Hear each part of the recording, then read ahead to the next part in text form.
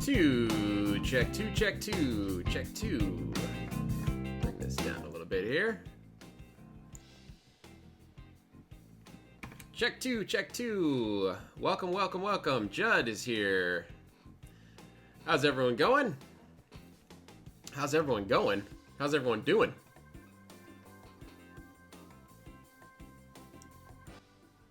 Turn down my music here. All right, welcome, welcome, welcome. Happy almost December, everyone. This is time for another Crosstalk live stream. Get these headphones off. I don't need those right now. Hope everyone's doing okay. I'm doing okay. We had a little bit of a rough week. We're going to talk about that in this live stream, but yeah, everyone looks like they're hopping on. Let me know how the audio is, as always. If there's any problems, if I don't sound, if I'm too loud or too quiet, just let me know in the comments and I will adjust accordingly. Hello from the UK. Another day in paradise. You're looking well. Thank you so much, Judd. Appreciate that. Mexico City. Dave from Mexico City. Soren from Texas. People rolling in from all over the place. 41 people on the stream already. Thank you guys so much for joining, and I hope you're all having a wonderful end of November. Is that a thing? I guess it is. Anyways, just a quick live stream. I don't know how long I'll stream. I am going to take some phone calls a little bit later. I'll pop up the phone number again.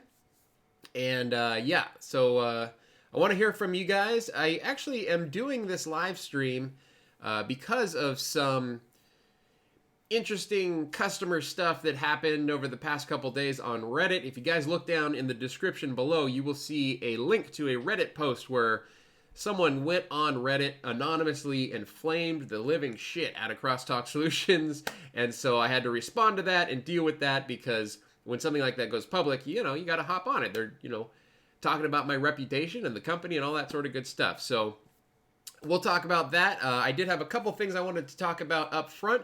If you guys are not on our Discord, you can join our Discord. We have a lot of people on there, lots of good conversations happening all the time, and that is discord.io/crosstalk. So the link is also down below.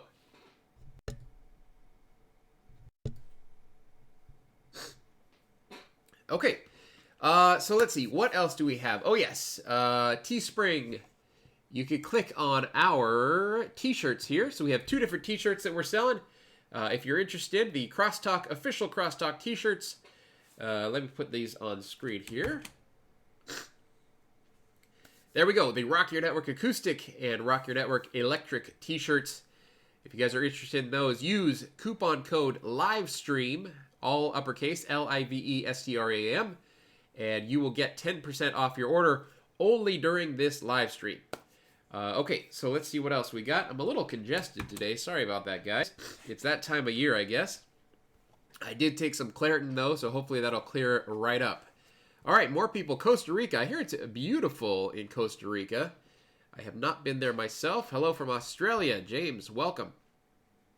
Hello from Cali. I just spent my Thanksgiving weekend in Northern California, up in the mountains. A little bit of snow, not much, but it was really fun. Okay, let's see. What else do we have? Oh, really exciting news to share with you guys. Let me bring this over here. Look at that. See if I can make this any bigger. As of this morning, we hit 10 million views on YouTube, which just blows my mind. I mean, 10 million views. That's the course of, I guess, just about 4 years. We have now hit the 10 million view mark, and that is a lot. And as you can see, we're also getting relatively close to the 100,000 subscriber mark, too. So thank you guys, of course, everyone who watches my videos, everyone who clicks through on those videos. It's always, always, always much appreciated. And yeah, so we're at 10 million views. Let's get to 100,000 subscribers. And when we hit 100,000 subscribers, I'm going to do a pretty big giveaway because I haven't done a giveaway in a while. So we will do a nice one at 100,000 subscribers. All right. Evgeny, is that your name? Sorry, I'm going to butcher people's names. Hello from Russia, all the way from Russia. Well, thank you so much for joining. I appreciate that. I missed another super chat also. Brett Lovely, or Lovell, no, Lovell, that's not an I. Your opinion on VoIP.ms. Okay, so first of all, before I answer this question, super chats are open. If you guys want a question answered, if you give me a super chat, I will absolutely answer that question for you. So Brett says, your opinion on VoIP.ms. Also, do you still recommend FlowRoute? So we've had good experience with VoIP.ms. I have not personally used them a lot, although I heard, and maybe you guys can correct me if I'm wrong, I heard that VoIP.ms uses Vitality as their back end. And if that's the case, I've used Vitality for a long time, and I love Vitality. So if VoIP.ms is actually just a layer on top of Vitality, or if they're a Vitality wholesaler, then I know that the back end is going to be solid, and so it just comes down to the front end. Now, one of my guys, Caleb, who maybe some of you guys have worked with, if you've worked with Crosstalk, Caleb swears by VoIP.ms. He says they're great, their prices are good, and their customer service is excellent. So that's my thoughts on VoIP.ms, but I personally have not used them myself. As for FlowRoute, FlowRoute has always been really, really good. However, they recently made some sort of change to their authentication mechanism that I've sort of has caused a lot of rumblings, and I think people were not too happy with the change that was made. And so there's been a lot of people who I guess have had trouble getting FlowRoute hooked up with free PBX, and I actually plan on doing something on that, either a video or just some documentation or something in the near future. I also realized that I have not turned on my lights yet. So here we go. Good old Philips Hue. Hey, there we go. All right, so we'll light up the studio a little bit here. Okay, and I am going to take some phone calls, but I called this live stream "The Customer is Always Right" because, like I said, of that weird Reddit post. You guys can see down below. I linked to it. You guys can check out that Reddit post. I'm not telling you to downvote anyone in that Reddit post, but certainly, your free will is your free will. Okay, so, and then I thought it would be funny for 10 million views and just for the live stream if I talked a little bit about some of the bad customer experiences that we've had over the past 4 years, because those are always kind of fun stories. And listen, I use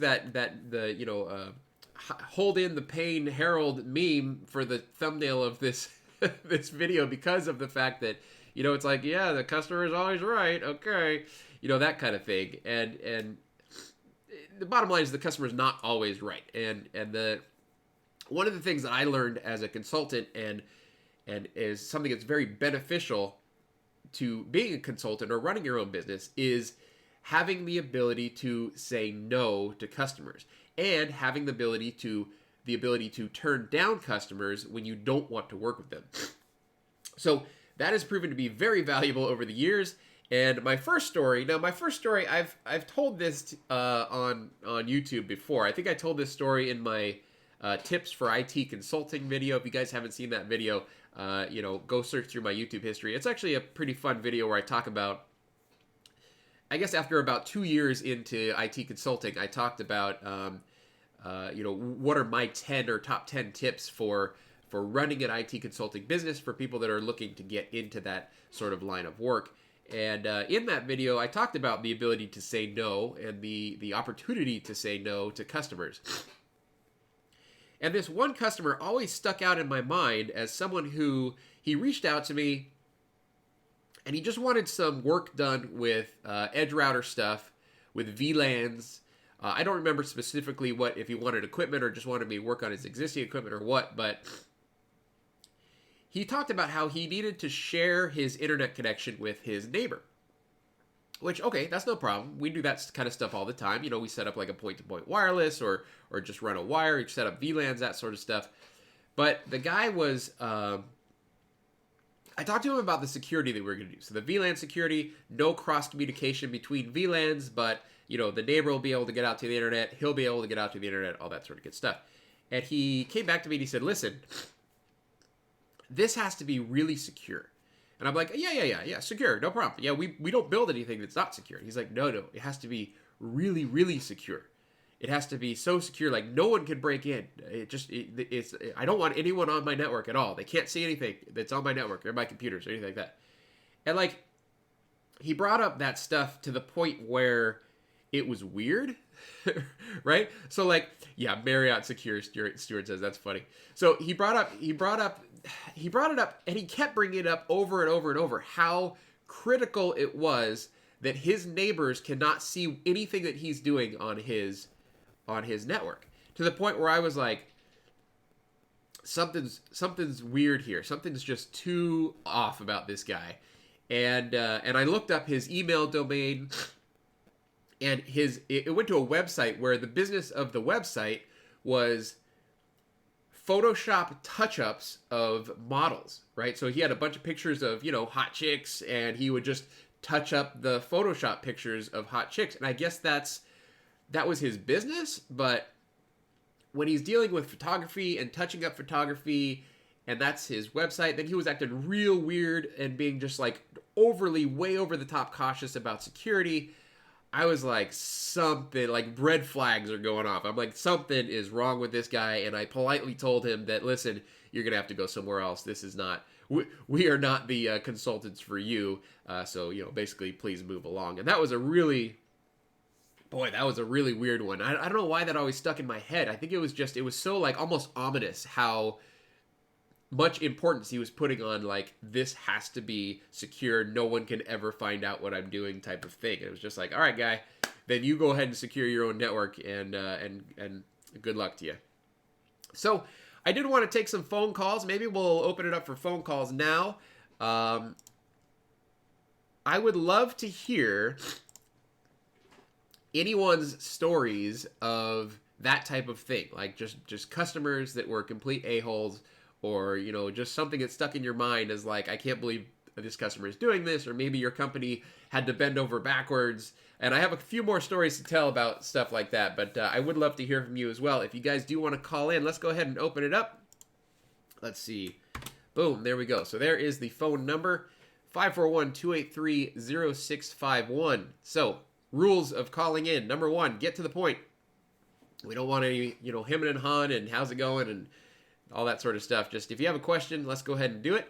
I do not want to provide tech support, and that's very boring for everyone else that's listening. So if you call in and you say, hey, my edge router is not working the way it's supposed to, sorry, that's not what these phone calls are for. It's for general discussion, questions, and career advice. I'm happy to give career advice. I love giving career advice. And okay, so if you guys want to call in, go ahead and call in whenever you want. That will ring directly to my headphones here, and I will pick up the call. In the meantime, let me go ahead and get to my next customer. And this was a... oh, hang on. We got a call. We got a call from the 918 area code. Let's go ahead and pick that up. Whoop. I switched off on my phone. Oh, bear with me, 918 caller. Check, check, check. Caller from the 918. How you doing? What can I do for you? What's going on? How you doing today? Oh, I'm doing great. Also, by the way, in the comments, you guys, if you can't hear the caller or if they're too loud or too quiet, let me know and I will adjust the audio levels. Sorry, I'm sorry. What's your name? My name is Ivy McNamara. I'm in Tulsa, Oklahoma. All right, Tulsa, Oklahoma. What can I do for you?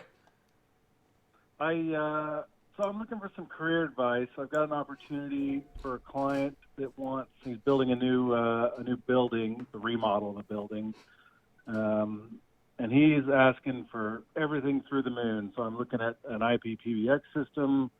I install a lot of Ubiquity equipment already for clients. Sure. So that's kind of easy to do. But where I'm struggling is that he needs a premise plant, local area network installed. It's about 138 outlets. It's kind of overkill in my opinion, but this is what he wants. He's got a lot of manufacturing equipment to support in this facility. And he wants to provide all the materials. He has a brother-in-law that owns an electrical supply company out of state. So he's asked me to put together, a list of materials, and he order it, and then I install whatever arrives. All right. So, I'm kind of struggling with, most of the work I've done in the past has been just include all the materials. I bought it, I installed it, I maintain it, so if there's any problems, it's on me. And now there's, this relationship in here with another vendor that's just supplying the materials. So my questions are two questions. One, have you handled that situation, and how do you address that with the customer, from a material defect standpoint? If, they bring in some bad cable that turns out that we install it and it doesn't work very well. And secondarily, how do you go about pricing that? I mean, the materials in most of my work is not the most expensive part. It's mostly, labor. So I'm concerned about him expecting a huge discount because he's providing the material. Well, I mean, that's a really good question. And we do work a number of ways. We do work on a time and materials basis, I guess, or just labor basis, right? And then we also do work on a per project basis. Now, typically, when we quote out a full project, we are including the labor, and it's normally going to be a little bit more cost effective than if we are pricing out just an hourly basis. And the reason being is that the project price is a project price, whereas if we're just doing time and materials, the labor can go over the allotted time, right? So like if we estimate, hey, it's going to take 30 hours to do this job, in reality it takes us 35 hours, we're not charging the extra 5 hours to the customer, right? We're just including that as the project price. Well, we thought it was going to be this, it went over a little bit, oh well, we're going to eat that extra time.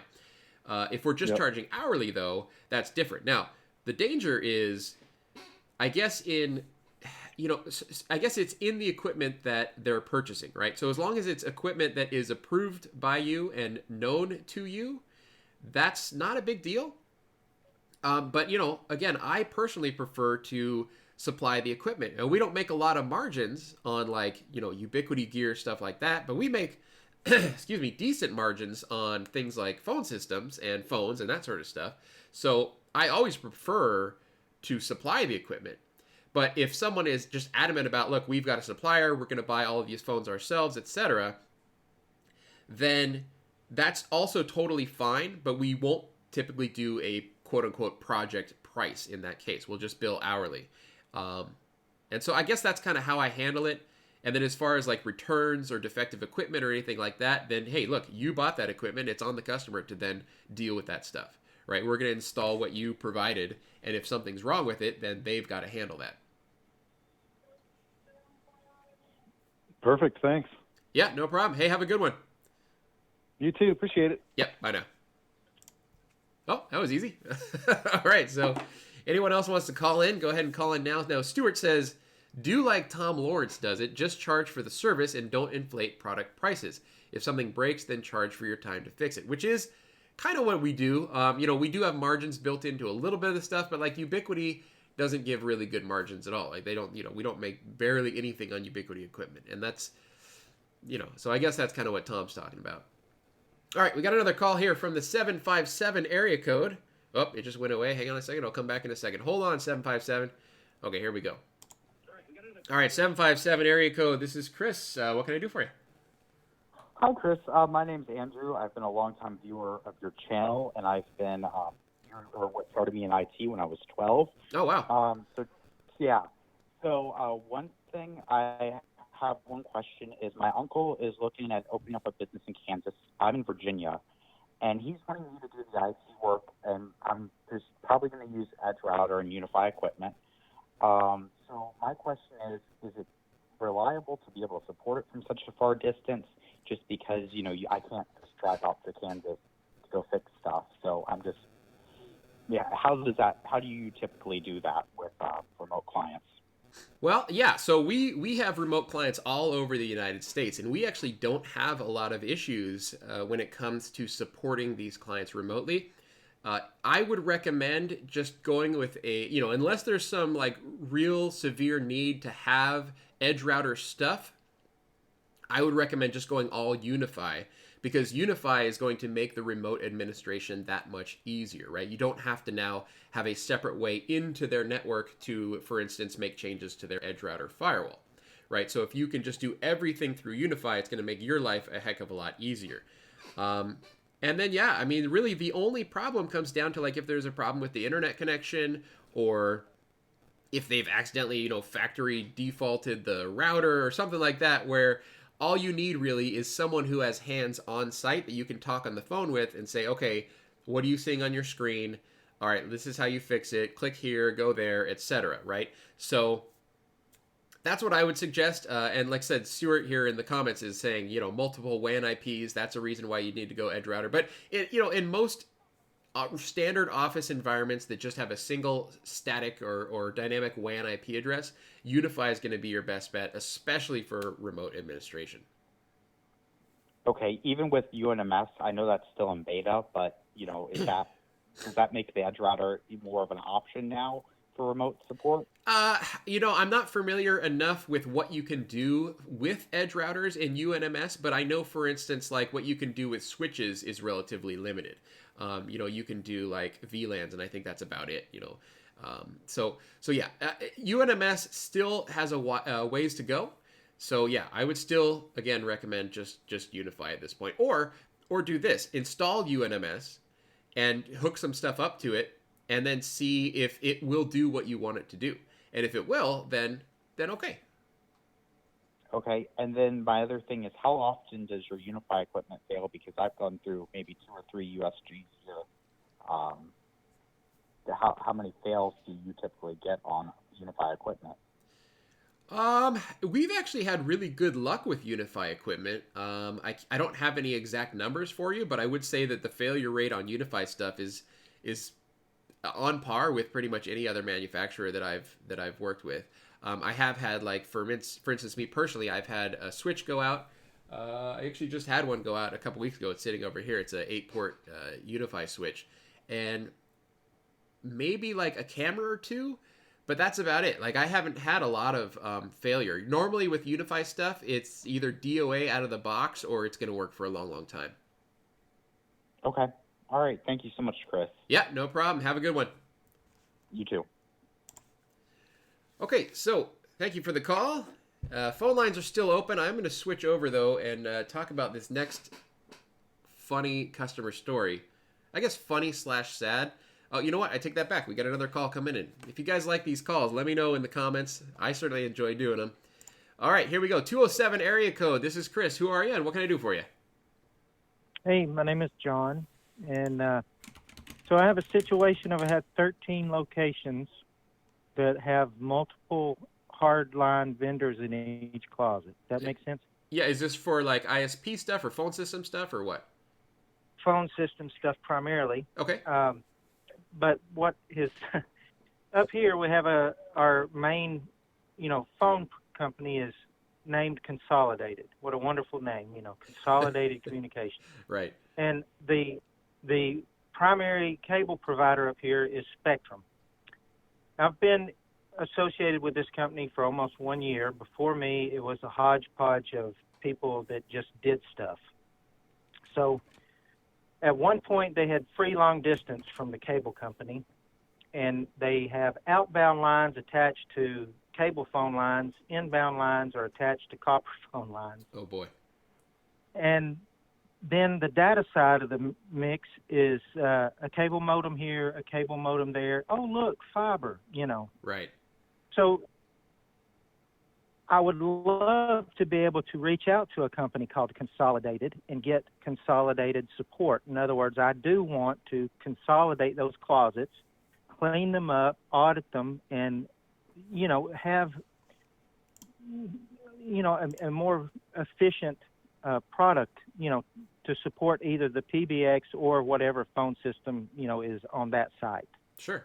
These are primarily hotels. Okay. And so the current situation is most of them have, the smaller properties have like a Mattel SX50 because they love that hotel console. Right. The larger properties have a SX200, same situation with the Mattel console. What I want to know is what's the best way to start a consolidation project with multiple locations and uncooperative vendors? Wow. Yeah, that's a tough one. So what it boils down to is your organizational skills, right? And your project management skills, right? So as far as actual equipment,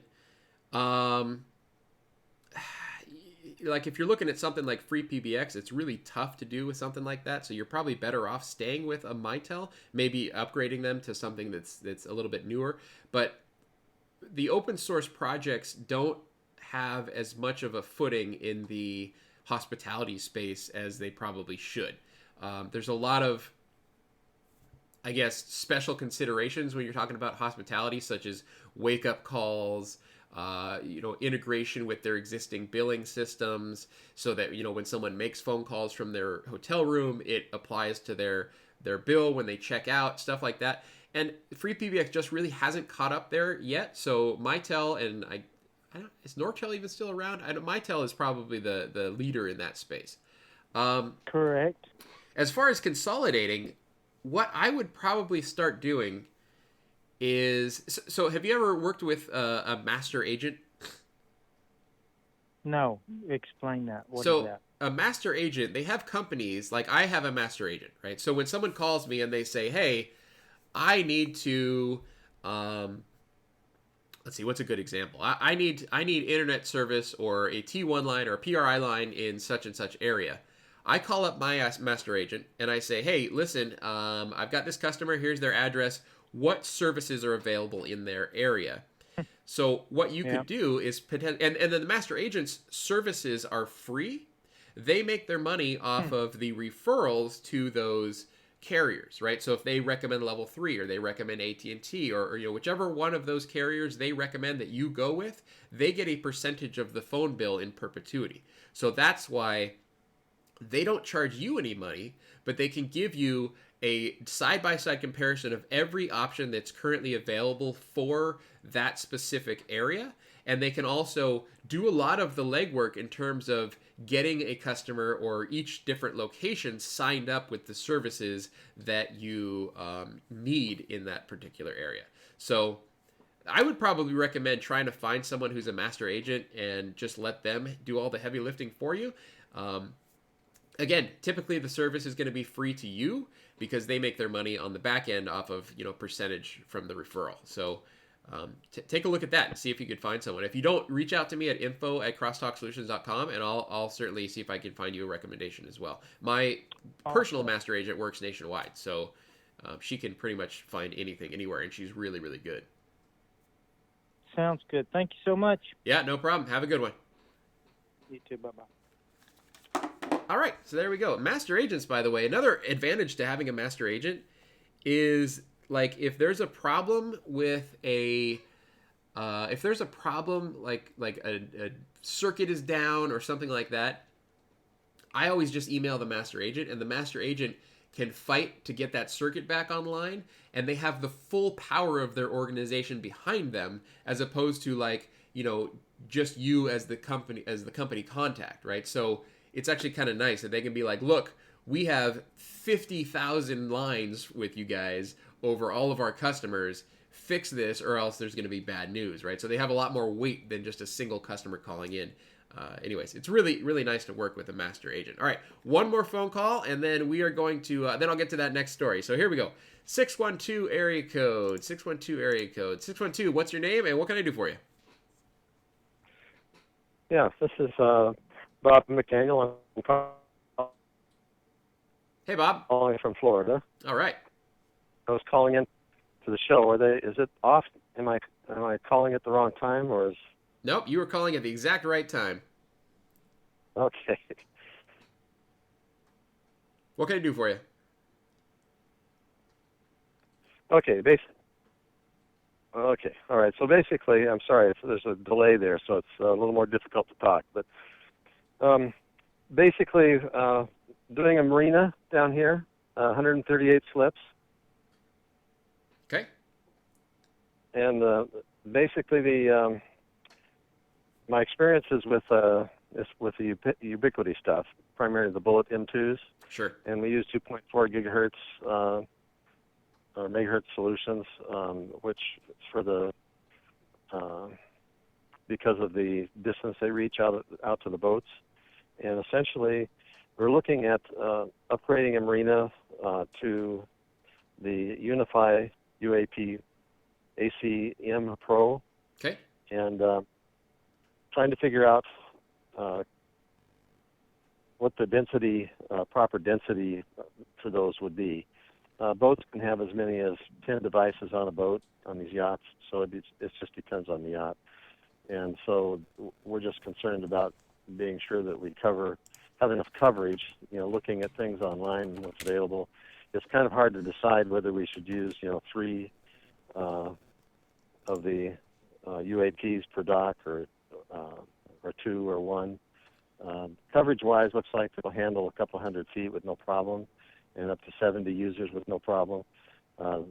Advertised 200, but realistically, if you have people streaming and stuff like that, Sure. we're thinking more it's best to use more of those. And I was concerned a little bit about placing them too many close together. Like if I put 3 per dock, docks 165 to 200 feet long, and just wondering about whether I'd have problems doing that, whether you know about that or not.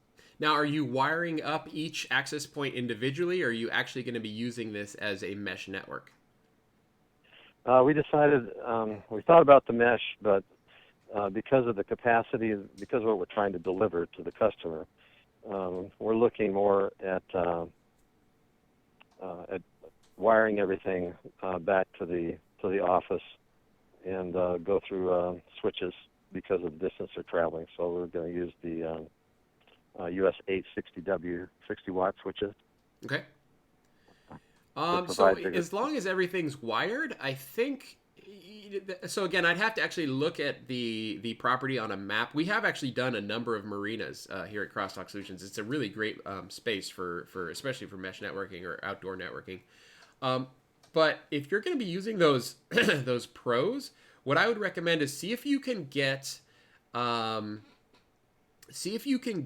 on the Ubiquiti map. Like I think they have a planning tool where you can upload your map or just look at it on Google Earth or Google Maps, whatever, and then place access points. I don't remember if you actually have to have the access points or if you can just sort of mess around with it, but really what it takes is just dragging and dropping those devices where you're going to put them, and then put on the coverage map in UniFi, which shows you the distance of the 2.4 and 5 gigahertz spectrums that you can anticipate from those devices. Now, a marina's a really good example because it's a wide open area, right? There's not a lot of walls. Certainly you have to penetrate through, the hulls of boats and stuff like that, but 2.4 gigahertz does that pretty well. So, yeah, my advice to you would be, before you buy anything, try to map it out with the UniFi tool and just see what kind of coverage area you can get with that tool. And that should go a long way towards helping you do the final design. Another thing that I will say is make sure with all of your access points that you have manually set the channels that they are running on in both 5 gigahertz and 2.4 gigahertz so that you avoid any potential overlap and interference between channels. And if you put the access points a little bit too close together, you can also tune down the output power of each individual access point so that you get more coverage in terms of the total number of people, but a sort of smaller radius of coverage to only cover, boats in a certain area of the slip or whatever, right? So there's a lot of fine tuning that you can do. And actually, one of my guys here, David Barger, he's actually on the chat right now talking to people.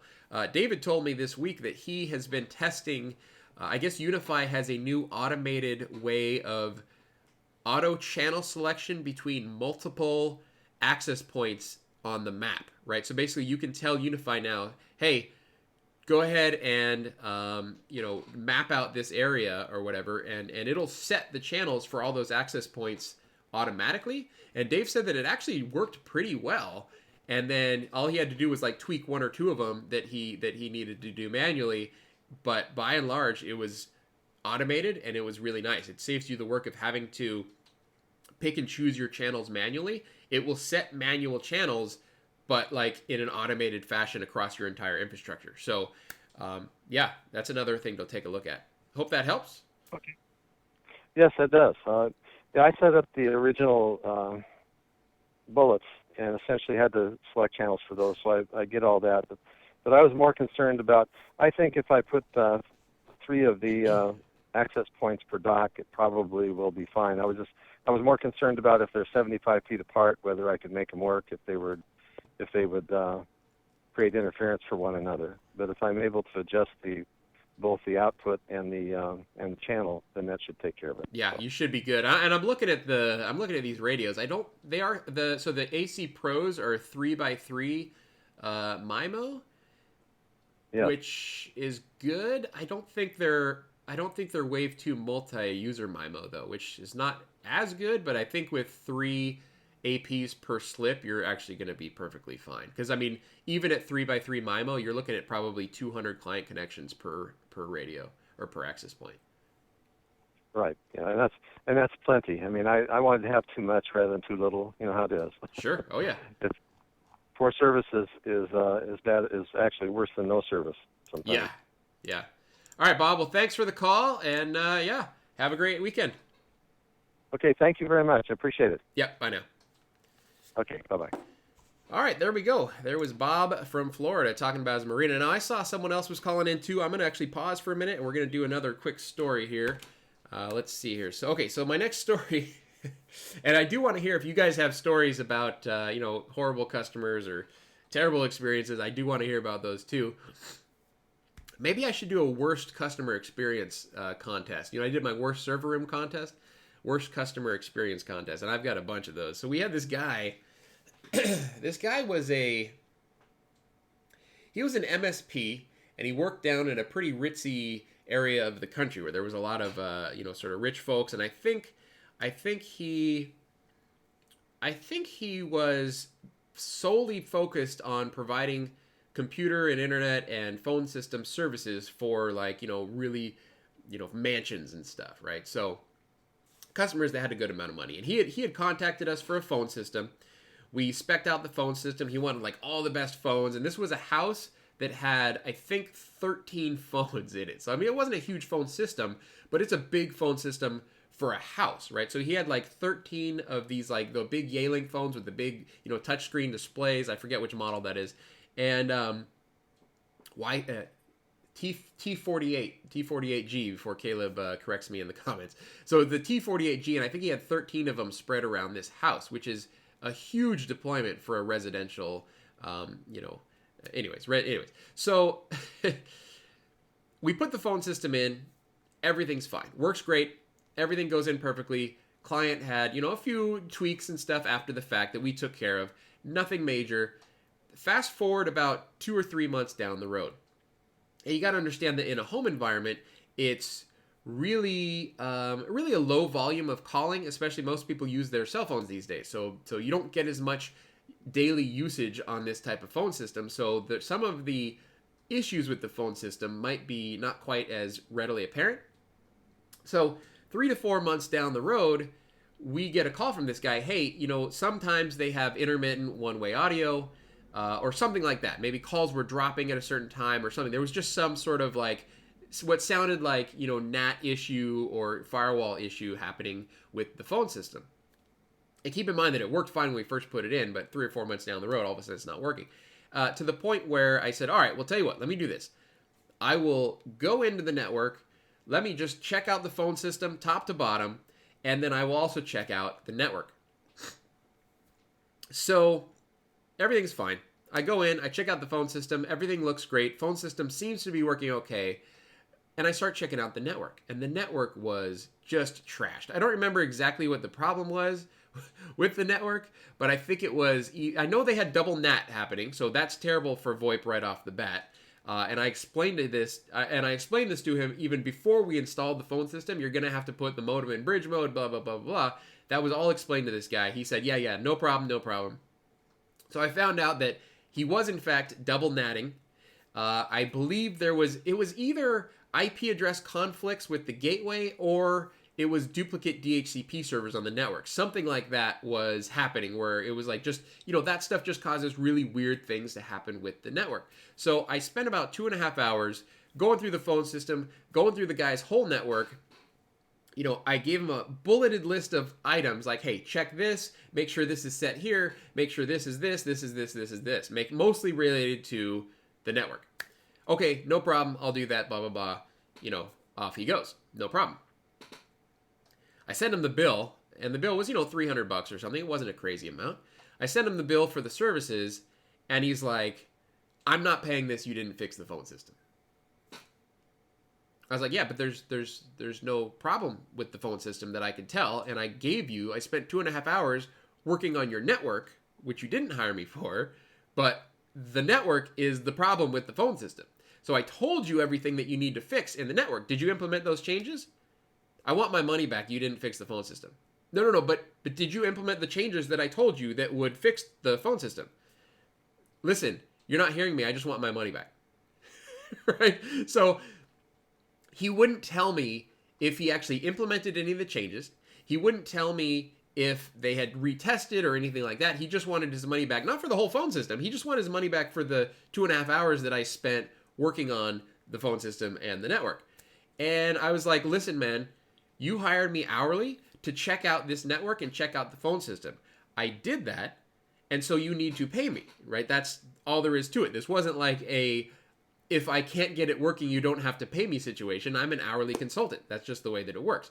So anyways, long story short, he never paid, and I sent the guy to collections, because if someone doesn't pay me after 3 months, I send them to collections. Sent him to collections, and he got all mad at me. He sent me an angry email, and I said, listen, it's out of my hands at this point, man. You're at collections, and by the way, I warned you, you were going to collections if you didn't pay this bill. And so he sent I guess the collection agency sent him a letter, and he sent a dispute letter back to the collection agency, like addressed to the collection agency. Hey, this is why I'm disputing this claim, et cetera, et cetera, et cetera. And but he sent it to me. He didn't send it to the collection agency. He sent his dispute to the collection agency to me. So the collection agency actually never got his dispute. I, of course, just took it and threw it right in the trash. So that was just kind of a funny one. But it's just one of those things that's like, if you're not going to listen to what we say, then why are you hiring us in the first place, right? And, I don't know ultimately whatever happened with that guy, but I hope he's out of business at this point, because he didn't know a lot about the phone system stuff or networks, apparently, but yet he was putting in these networks and phone systems for like these multi-million-dollar mansions. Anyways, what do you get percentage-wise? That's a good question. What do you get percentage-wise for bills you send to collections? So I just use so I don't send a lot of people to collections. I like this year, 2018, I think I've sent maybe 4 or 5 people to collections. Like, so out of the, I wouldn't say hundreds, but we've sent a ton of invoices, and out of all of those invoices, maybe 1% or fewer actually decide not to pay us. And so that's like 4 or 5 people that I've sent to collections just this year. And so we don't have the volume to send people to collections on a percentage basis. So I just pay a flat fee to a company called olddebts.com. Obviously, this is not sponsored by them. That's just who I use, olddebts.com. They seem to know what they're doing, and you can just basically pay, I think it's about $20 to send someone into collections. So if someone owes me like $300 or more, I will pay the $20 to send them into collections. And I have found that probably about 50% of the time I get the money back when I do that. So that's about all there is to it. Okay, so there's another actually funny kind of similar story that happened just recently. And this is the thing, because if you guys go read that Reddit post that we put out there, the guy basically, he blasted us for not being honest with him.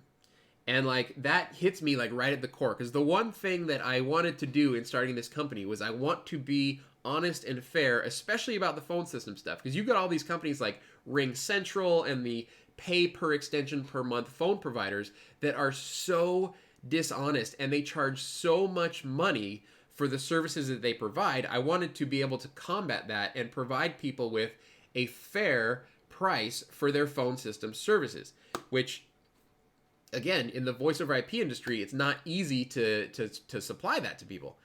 So we had a customer, anyway, so bottom line is we try to be fair with all of our customers. And here's a really good example of that. This week, you see David Barger here in our chat. David Barger had a customer who emailed us. They wanted some work done on their, I don't remember if it was Unify. No, I think it was on their Unify system. So they had a full Unify stack, and they, what was it? He had 2 different businesses running out of his home plus his home. And so he wanted like a separate VLANs or separate SSIDs on the access points, a guest network and a standard network for each business, plus his home, plus another one. It ended up being something like 8 or 9 different SSIDs that he wanted us to set up in Unify.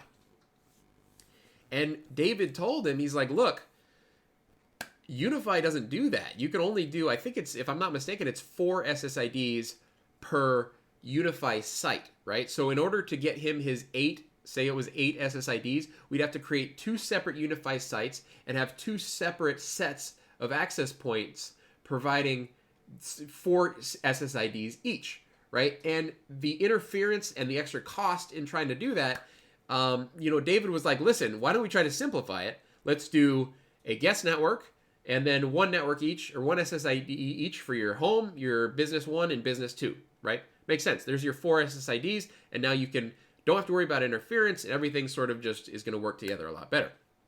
And the guy just wouldn't hear it. He wouldn't hear it. He's like, no, I want it done this way. Listen, I told you guys this was going to be a complicated setup. What are you doing? Blah, blah, blah. And so ultimately, we're just like, listen, we're not going to do business with you. I'm sorry. If you... And I guess that's the nice thing about being able to say no to customers, right? Is that, if I know that something's not going to work perfectly for you, I don't want to implement it for you, right? And so we're not here just as a cash grab to try to make money from people as much as we can and set up, half-assed solutions that aren't going to work well, because that just looks bad on us, right? So I would much rather say, no, I'm sorry, we don't need the money. We're not going to work for you. Go find someone else to do it, or try to do it yourself, right? So that was a good example of, I thought, us being kind of like nice, honestly, because we're like, look, it's not going to work, so we're not going to do it for you. Anyways. Adam's from Lagos. Where is Lagos? Where is Lagos? What part of the world is Lagos? All right. Okay, so let's see here. What else? Let's take another phone call. We got a call coming in from 503. That's my neck of the woods. That's like Portland area. Oh, it just went away. Hang on a second. It'll come back in a second. Okay. All right, caller from 503. What's your name? What can I do for you? Hey, Chris. This is Jeff. Hey, Jeff. Hey, so I know I'm a local guy, so I just had a few questions for you about career advice. Okay, yeah, go ahead. Yeah, so I've been doing, neighborhood IT stuff for a long time. I was thinking about trying to turn, more of a hobby into a career, but as far as my age, I feel a little old to go back to school and sit down. So is it better off actually trying to get a degree or certifications? You're asking the wrong guy, because I don't have any certifications, right? So my inclination is always to just go for it and get the work done. Now, if you don't mind me asking, how old are you?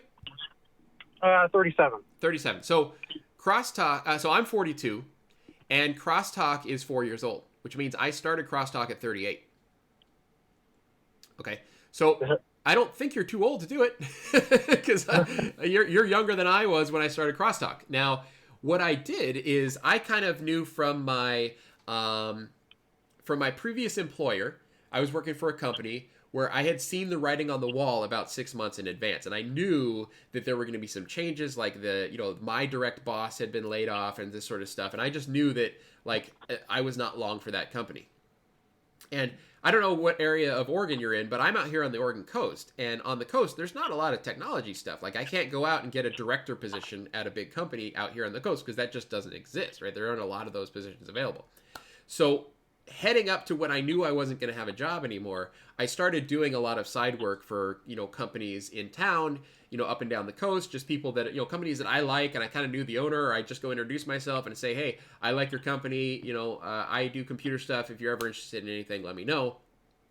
And what I did when I first started out is I cast a really, really wide net, meaning that I would drive all the way to Eugene to help a customer. All right. I would take on projects that I wasn't entirely sure about, like, for instance, websites. Like, I'm not a very good web designer, but I can kind of throw together WordPress sites and stuff like that. So I made that one of my services, right? And then as I got more and more customers, as time, went on and I got more customers, I started narrowing my focus to the point where I am basically now solely focused on voice over IP and networking, and I do most everything remotely. I don't really go into town for, local customers at all anymore. So I don't know. Again, everyone's situation is different, but that's kind of how I did it. You're certainly not too old to get started.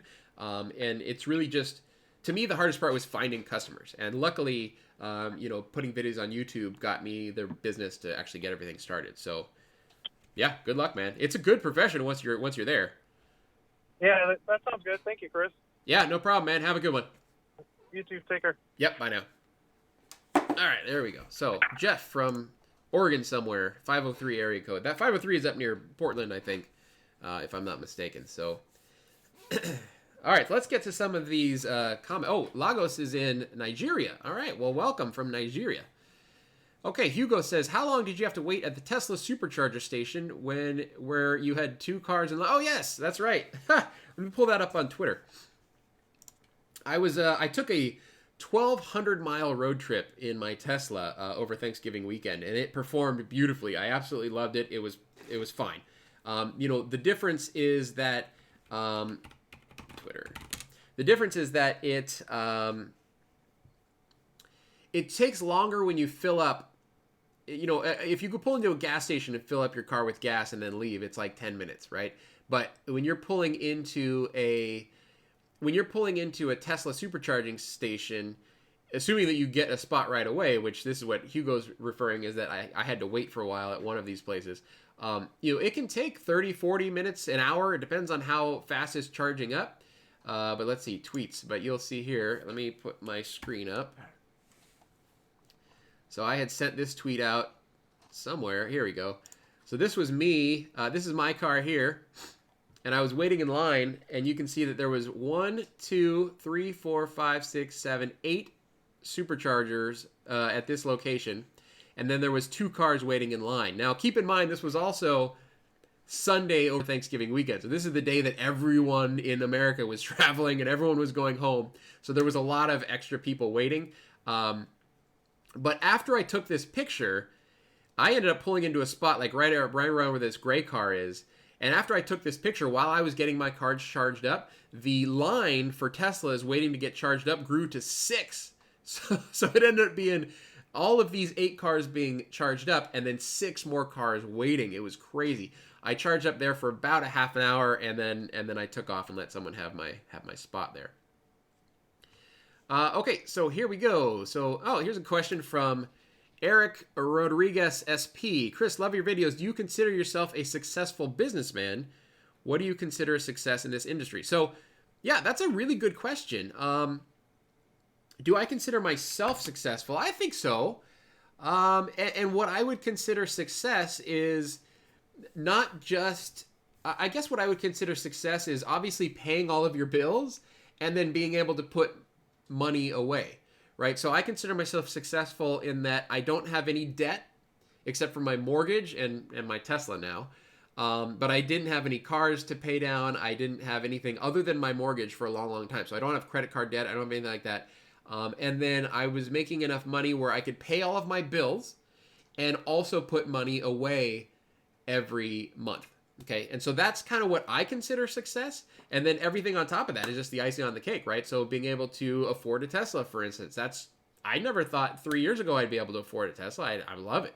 So yeah, just not having to worry about, like when we go to take my wife's car to the gas station, right? Not having to worry about how much is this costing us, right? That's sort of, I guess my measure of success is not having to live paycheck to paycheck. And so we are at a point where we don't have to do that anymore. And that's, I don't know. Again, I guess everyone's going to measure success differently, but my number one thing for anyone who asks me that kind of advice is get rid of all your debt, man. If you have credit card debt, student loans, that sort of stuff, everything needs to go into paying that off as quickly as possible so you can get out from under that that umbrella and get that weight off your shoulders, if you will. Okay, another question. since you say you only work from home, this is from Dave Bullen. Thanks, Dave. Since you say you only work from home, for a new installation, do you just spec out the required infrastructure, cabling, location of access point, etc., or leave it up to your customer to have the work done? So that's a really great question. We typically don't do a lot of cabling jobs, right? We don't do cabling. So most of the work that we do is just the network stuff or the phone system. And oftentimes we will source everything in-house, set everything up in a lab environment, box it all back up, and then ship it to the customer. So yeah, I guess hopefully that answers that question. Oh, it's starting to rain pretty good outside. You guys can't see my window, but it just, I hear like hail hitting my window or something. All right, so Christopher Esch, tell me if I'm pronouncing that properly. $20 super chat, or I guess that's 20 euro super chat. Chris, thanks for your videos and keep up the good work. Well, thank you so much, Christoph. I appreciate that. I said Christopher earlier, but now I'm reading it. It's Christoph Esch. All right. Well, thank you so much for that. Let me know where you're located. I'll give you a little shout out.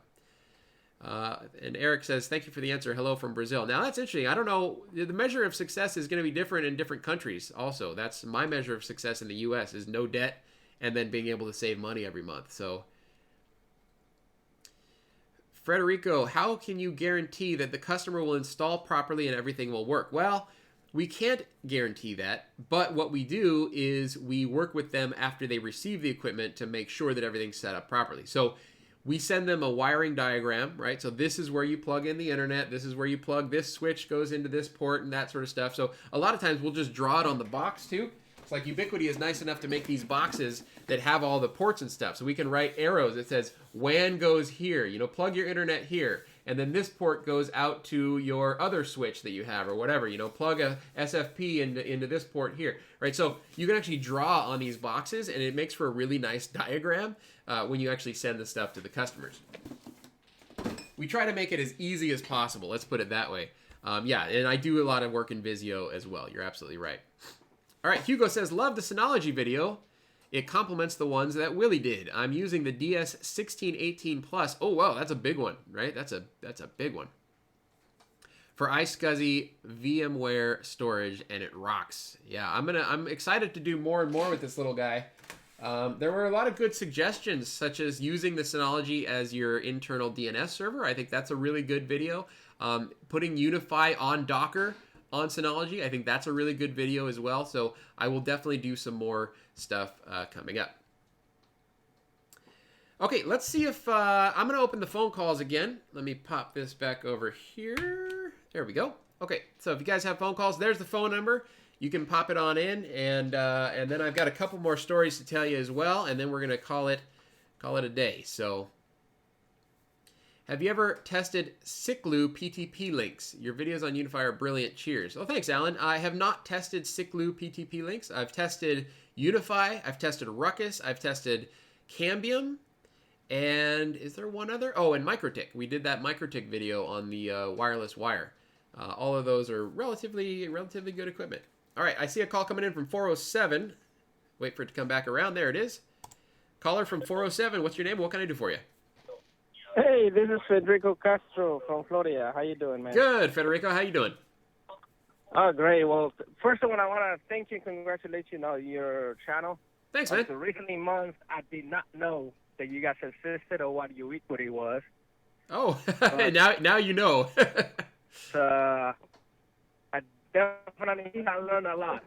Good. I'm glad. In your videos, so that's great. Very cool. What can I do for you? Well, so talking about advice. For the past 10 years, I work for AT&T. I've been a fiber technician. I've been a network technician. I always do the hardware portion. I'm the guy who goes and create all the network, and then somebody like you take over and manage everything. Sure. Until last month that I got offered a job as an IT guy for a church. And I took the job because it was good for my family. It was a good movement. But is there anything else that I can learn, or some places that I can get more with Ubiquiti? because yeah, I mean, I'm having a lot of issues right now there because not only they have Ubiquity, but they have a mix of Cisco's, Netgears, and there are 5 buildings, and it's a mess. It's a rat mess. I mean, I probably would have won the contest of the cabinets. Yeah, that's a tough situation sometimes when you're the new IT guy and you're walking into someone else's infrastructure that you didn't set up. Honestly, here's my best advice for you, because I had a situation back, oh gosh, probably 15 or so years ago, where I walked into a company. They were a software company. I walked in, all of their servers had statically assigned WAN IP addresses. And I walked in the first couple days and I was like, where is your firewall? And they're like, yeah, we don't have a firewall. You know, it was like that kind of mess. And I was like, oh boy. And all of a sudden I was like, oh my gosh, I'm way over my head on this. This is like my first like. I am way over my head on this one. It's a church. It's great. It's a great job. You know, I'm blessed to have this opportunity. Sure. Because it's gonna open me to do more on the software area, not only in the hardware. But I'm way over my head. Well, here's my advice, right? The first thing you need to do is clean up that rat's nest of cabling as best you can, and then just document the network exactly as they have it today. So spend a lot of time saying, okay, this is the firewall.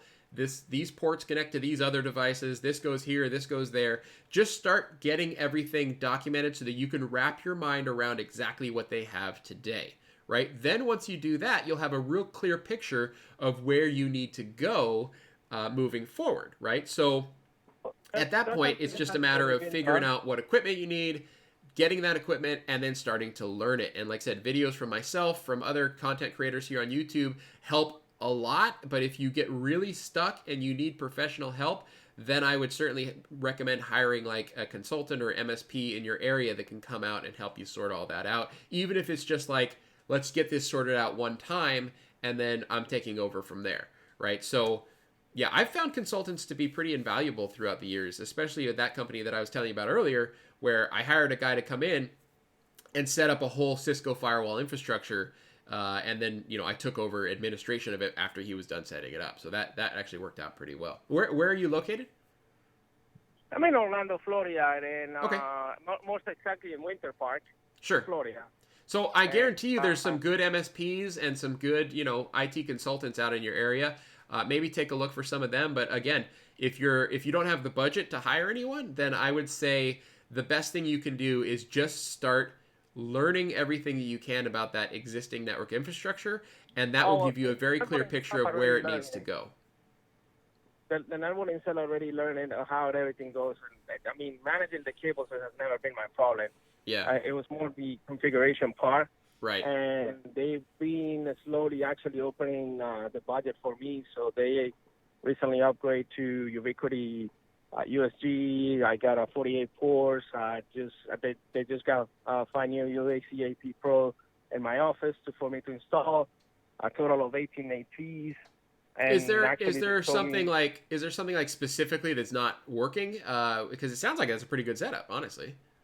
Oh, well, the thing is, the ISP comes to the server room, but from that server room, there's a fiber ring that goes around the campus, which is 5 buildings. Okay. And the other buildings do not have Ubiquity. The other buildings are with a mix of Cisco's and Netgears are. So at some point, they're getting a DCP error, and last week or the week before, the network crashed about 2-3 times because of that. Oh, okay. So there's like some sort of like connectivity issues between the Ubiquity at the main site and the equipment at the satellite locations. They're really not satellite. They're still in the same campus. They're just different buildings communicated through fiber. Sure. But Gotcha. there's also the way they run on the fiber. I mean, they're using media converters instead of using the SSPs. They were actually using, believe it or not, they were actually using one media converter for 4 buildings, and it spread out from one building to the other buildings, and it is a daisy chain, and it was a mess. Wow. And so slowly I've been separating now at least of each individual building into a line of fiber, and then documented every device, what the mics, where they go and where they are, how do they get signal, all this other stuff. But still, I'm like I say, I'm way over my head still.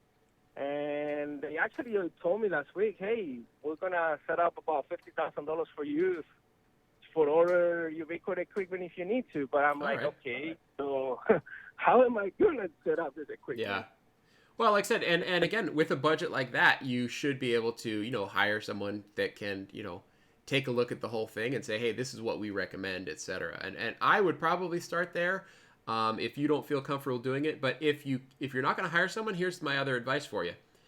It seems overwhelming and it's just a mountain of stuff to do, but just start chipping away at it, man. Just start chipping away, and every day you're going to be a bit closer to a much cleaner network. Oh, that's the ultimate goal. And about consulting to someone, I probably will do it out of my own expense because I was hired by them to do their job. I'm a consultant, so. Oh, okay. I don't know if it makes you feel that way, but it's not. I mean, they understand that I'm also I was completely honest with them and told them, hey, I'm still a student in this portion, and my main thing is hardware, not software. But we'll get there. Yeah. Well, hey, listen, man, good luck to you. And certainly if you have any questions or need advice or if you're looking to have us give you an overview on what you can do with that I will setup. definitely will be interested in reaching out to you via email. Perfect, man. All right. Well, good luck. And, hey, man, have a good weekend. Don't think about work on the weekends. No, but I appreciate your videos. Definitely, it's been a great inspiration. And I didn't know so much about your record until I started watching your videos. So, great. Cool. Yeah. Keep watching, man. There's videos on everything. All right. Have a good one. Appreciate it. Bye now. All right. What do you guys think about that? That sounded like a mess, but, like anything, just work on it and work on it and work on it. The more time you spend on anything, the better it's going to get. So, it looks like we got another caller coming in. All right. Here we go. Keep putting these headphones on and off. 631 area code. 631 area code. How you doing? What's your name? And what can I do for you? Hello? Yes, hello. Hi, is this Chris? Yes, it is. Hi, Chris. My name is Alec. I'm out of New York. How are you doing today? Good, Alec. How's the weather in New York? It's not that fun. It's not that fun. Yeah. So I got a couple questions for you regarding. I got a little bit of a unique situation that I'm in. I'm not the IT guy on hand, and this is actually for my school where I go. We have a broadcast studio that we set up and we use Blackmagic gear. Sure. And so the way they have everything, it's all connected in through through their network. And now sometimes we have issues where sometimes our broadcast boards can't get through sometimes, or sometimes a computer that's trying to control our switch. It's all done over the network. Sometimes it just intermittently locks out. Now, it's on a VLAN, but you can get to the VLAN completely from any other subnet. Okay. From any other subnet. And so I'm just thinking, do you think that maybe it would be beneficial to have that VLAN locked out?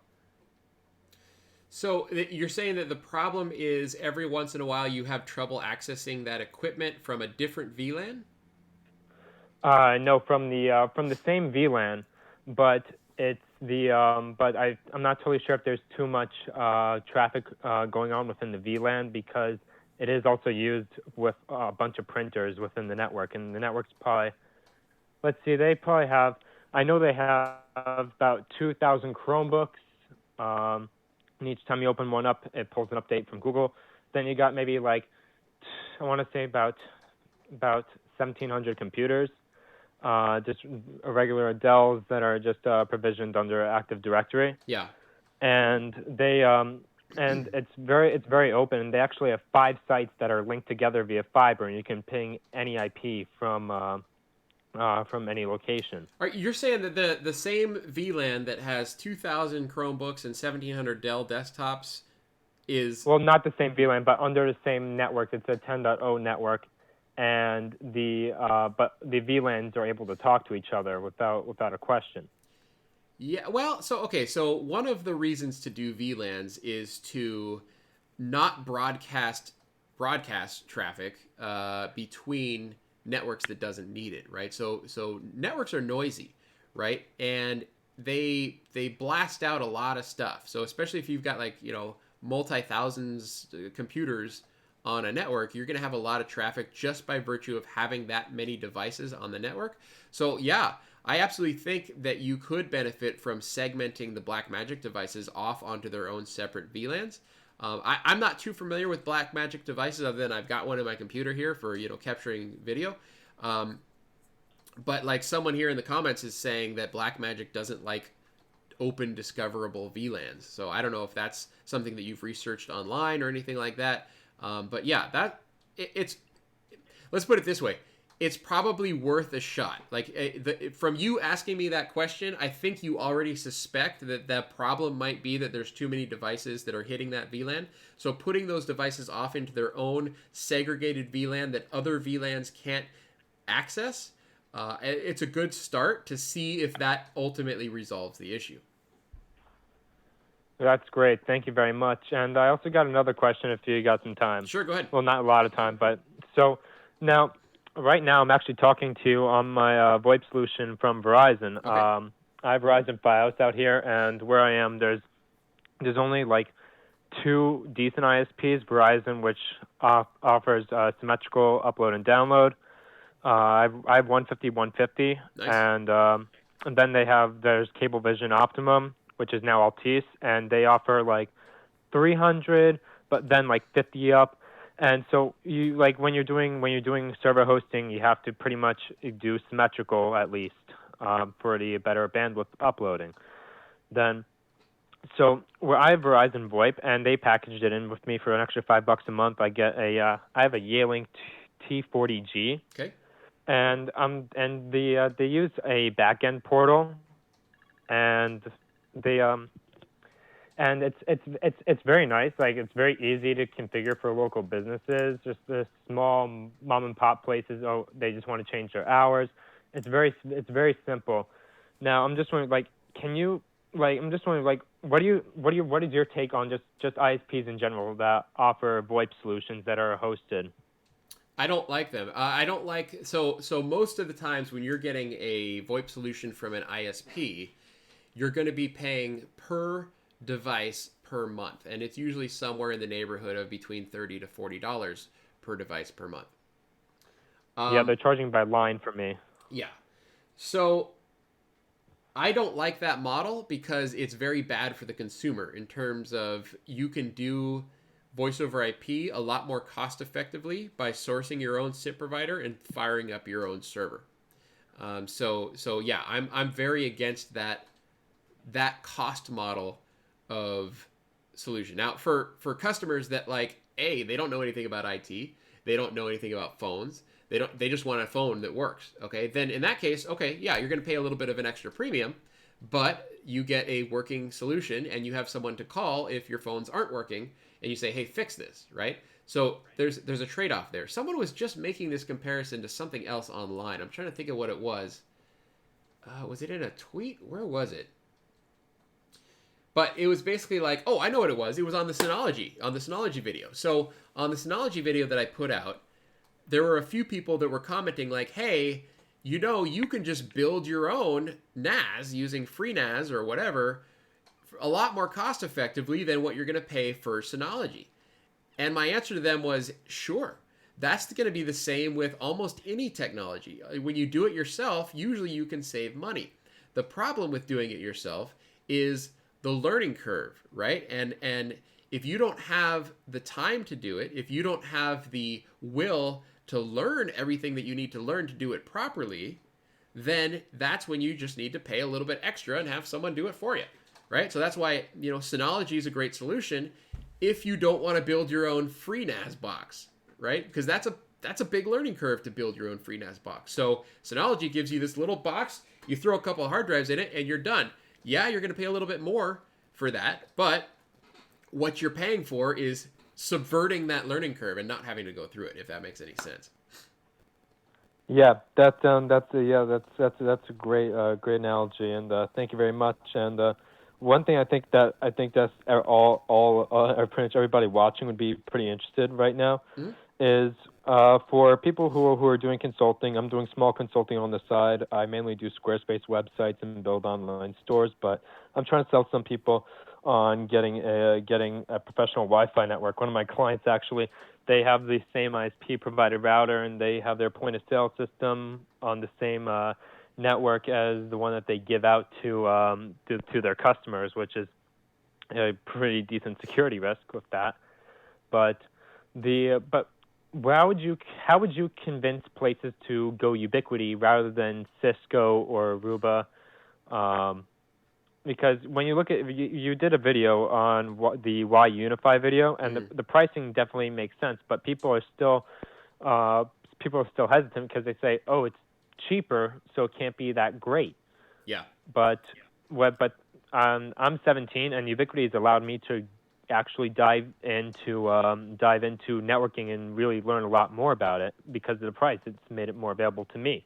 Sure. And you know, I run into a lot of that same stuff on the free PBX side, right? Because you've got Cisco and Avaya and Mitel and these big players that, you know, people get quotes from those companies. Even like someone like a ShoreTel, right? They get quotes from those companies for phone system stuff, and they're, you know, 3x my cost. And people are skeptical about that. They say, well, why is yours so much cheaper than these other ones? And I always combat that with, because they're doing it wrong. You know what I mean? Like, it's not that mine's cheaper, it's that mine's cost effective, because this is what you should actually be paying for your phone system. And it's the same thing with networks, you know? But if someone wants to spend $30,000-$40,000 on a full Cisco infrastructure with all the licensing fees and annual maintenance, all that sort of stuff, and they're convinced that that's the only way to do it, then who are you to tell them that they're wrong? You know what I mean? What you can do is go out there, quote things to the best of your ability. Don't undercut yourself, right? So basically, don't charge too little in order to just try to get the customer on a low price. Charge a fair price, and put it out there. And if people want to make the decision to spend 2x the money anyways, then that's on them. That's not on you, right? So that's the way that I look at it. Yeah, that's definitely something it's a different way that I've thought of looking at it. Yeah, because people say more cheap, but again, thank you very much. I love the videos you make. It's really made me see where I want to go career-wise. I'm looking at going into cybersecurity, and very good career choice. This is it's definitely it's definitely something that probably because of your videos that I've seen. That I'm more pointing towards. So I want to thank you very much for that, and you keep doing what you're doing, and you'll be doing great. Cool. Thanks, man. Well, thanks for calling in. I appreciate that, and yeah, have a great weekend. Yeah, if you guys are going to go into cybersecurity, maybe someone please go work for Marriott. they got busted big time. Man, oh man. All right, let's tell another story here, because I have a few more stories of annoying, angry customers that I've run into over the year. So I had this one customer, and keep in mind, I was talking earlier about how there's two ways that I bill for my services, right? We do per project pricing, where we're doing a full project setup for you. We're usually sourcing the hardware. We're setting it all up in our lab. We're supporting it after the fact during the installation and that sort of stuff. And then we do hourly consulting. And hourly consulting is like, you're paying us per hour to work on something or fix something or train you on something. And, you know, it is what it is. The amount of time that we spend is what you're paying us for, right? There's no guarantee that anything's going to work. It's just you're hiring a consultant hourly, right? So that being said, those are our two different models. So let's give me a little drink here. My ice, it used to be coffee. Now it's just ice water. So we had a client that hired us for some phone system stuff, and I think we did maybe about $600 worth of business or so for this client. We sent them the first bill. I think it was like $450. They paid it just fine. No worries. We kept working on their phone system, and I sent them a bill. Like the next bill was like $150, right? We're talking small client, nothing major.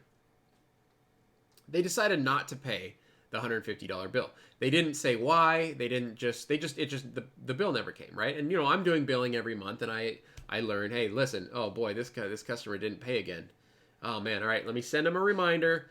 So first I send them a reminder, then I'll usually send them a stronger reminder the next month if they still haven't paid. Then I'll usually print out their bill and I'll mail it to them. Like sometimes maybe you can't count on email getting the invoice delivered, so I've now printed out a copy of it and snail mailed it to the contact that I have, right? So it was about three or 4 months. I think this is before I was using a collection agency. I just, I hadn't had enough people not paying me where I just wasn't using a collection agency yet. And after 3 or 4 months, they still hadn't paid me. And I kind of just like wrote them off. I'm like, all right, whatever. I'm never going to see that $150. So fast forward a little while, and I am actually at Astracon. I think this was Astracon 2016. So October 2016. And I'm in my hotel room. I'm catching up on some work. And boom, payment comes through from that customer. Probably 4 months late, but the payment came through. And I was like, oh, wow, that's weird. I totally didn't expect them to actually pay that bill. So they pay the bill, and immediately after they paid the bill, I get a question, or they have a problem, and they need me to look at the problem. And so I'm like, oh, they just paid the bill because they wanted me to work on their new problem, right? That's all it was. And so I wrote them back. Keep in mind, I was out. I was away at a conference, right? So I wasn't at full capacity anyways. Like I'm sitting here in my office and I can do a lot of work for you. And I just wrote him back and I was like, listen, hey, thanks for paying that, but basically you're fired as a customer because you didn't pay me for 4 months. So I'm not going to do work for you anymore. I'm not going to work on you now so that you can pay me another 4 months from now. That's just not the way I do business. And so I'm sorry. I was also very busy that week. I was away at a conference. So I just said, listen, easiest thing for me to do is just say, you know what? I choose not to work with you guys anymore. And so then the very next day, they wrote me an angry email back, something like, how dare you, blah, blah, blah. They basically admitted that, hey, we only paid you because we needed this other thing fixed. And so the next day, I get a notice from the Better Business Bureau that this customer has complained about Crosstalk Solutions. And in their complaint was that I left the project midstream. That was the core of their complaint, is that I basically left them hanging in the middle of a project. So keep in mind, they hired me as an hourly consultant. This was not a project where I was implementing a full phone system and I just, sent them the phone system and said, here, you guys deal with it or something like that. They hired me hourly. And so there was no project. It was just working on like whatever they needed done at that time. And so that was their big complaint to the BBB. And that one just pissed me off because it was like, just lied. They just straight up lied to the Better Business Bureau to make me look bad. It's very similar kind of to what happened last night on Reddit. Again, if you guys haven't seen that Reddit post, check it down below. It's in the comments. But, listen, as a business owner, as someone who puts themselves out there on the internet, we have to deal with that kind of stuff from time to time. And it sucks, but it is what it is.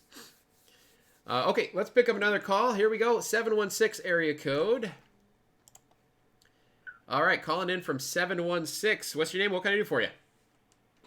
Hey, Chris, how you doing? This is Al, and always very appreciative of all the help you've given me. Sure, Al. What can I do for you? Well, a couple of things.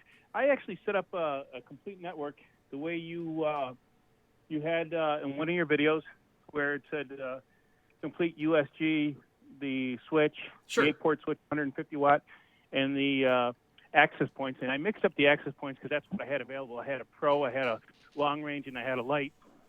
I don't think that really mattered. Yeah, it shouldn't matter. But now I think that sometimes when someone connects to the access points, I actually see them connected to the USG sometimes, which is impossible because it's wireless. And sometimes I get it connected to the switch, which is impossible because that's in the basement. Somebody'd have to go down into the basement and connect. I was wondering if you've ever seen that. So you're saying that someone has to go down to a different location in order to connect to the access point? Well, no. I'm just saying that I'm getting ghosting. So, like, when I look at my network, when I look at the topology map. Okay. And So I want to just see who everyone's on the network. And sometimes somebody, even though it might be an iPhone, but it'll say that they're connected not to the access point, but directly to the switch or the USG, which the USG only has 2 ports on it. Right. But yet it'll say 3 or 4 people connected to it directly. That's impossible. I see what you're saying. Yeah, that's interesting. I have seen some weird stuff like that where, so basically what it's telling you is that these clients are connected to like port 2 of the 8-port switch, right? Right. And so what that is... When I know there's an access point there. Yeah, so typically that's just the access point that's on that port. I don't really know. And here's what, again, there's a video that I did that I am very overdue for updating called Edge Router versus USG. And I had done this video like easily 2+ years ago, maybe 3 years ago now. But even to this day, I still get comments on it saying, hey, when are you going to update this video? And one of the things that I like about the edge routers, but I very much dislike about the Unify platform is this kind of stuff, right? So like, it doesn't seem to properly report where clients are. It doesn't allow you to very easily see which clients have all of your DHCP leases on the network, and other stuff like that, right? So in my personal opinion, the client reporting of Unify is not very useful at all. And also try to find like I had a situation on my network not that long ago where something was sucking up a lot of bandwidth. Like something was just like, I could tell something was just using up all of my internet or something. And I just tried to go into Unify and figure out what device is using the most bandwidth right now. And there just isn't a way to do that in Unify. It just doesn't have that capability. So, but I had the same thing, and I contacted their chat support. Yeah. And he said, "Oh, it's right there in the Unify controller. You can just look at it." And I kept saying, "Where? I can't see it." And he says, "Oh, it's right there." And he just wouldn't give me a solid answer. Yeah. Well, listen, nothing has been better for my business than Unify support. So it's, their support is not the best, right? I've talked about this on the channel before, but there's like 3 things that make a successful business, right? Or there's three things that people like about a business. You've either got good customer service, you've got good pricing, or you've got good products, right? And most businesses in the world can have 2 out of 3 of those. Okay, so Absolutely. Ubiquity has good pricing and good products. The one that they're lacking is the customer service. Yeah. All right, so that answered that question. I have 2 more questions, and I've looked on your channel, and I'd like to set up the USG so I can my laptop client. So last time you and I talked, which was the last live session, I was in Turkey. I'm in Buffalo, New York now. But, so I travel around the world, and sometimes I'd like to just VPN into my network because Sure. there's a lot of things like in Turkey that they don't allow. Right. So I didn't see that you actually had a client to VPN into the USG directly video on that. I was wondering if maybe someday you could take that up. I don't know if anyone else is interested in that. Yeah, and I know exactly what you're talking about. I have never done a client-side VPN video into Unify, even though I have set it up before. And the reason being is mostly because I don't use it myself. When if I were in that situation where I was, on, China or Turkey or somewhere where they have, internet that's blocked or whatever, I would probably just use a VPN proxy service. Like for instance, I use private internet access, and that works very well when I am traveling. So if you're actually trying to get into your network for something, that's a different story. But if you're just trying to use a VPN so that you can subvert, whatever local firewall is blocking you from seeing the stuff you want to see on the internet, like for instance, if I go to Canada, I can't watch Netflix because I'm in Canada, right? So I would want to travel to Canada, use a VPN that looks like I'm now in the United States, and now I can use Netflix, no problem. Actually, I think that's a poor example because I think Netflix actually blocks a lot of VPN proxies these days. But you get my point, right? That's kind of what I would. If that's your use case, then just pay $5 a month for a VPN proxy service. It's going to be way less of a headache.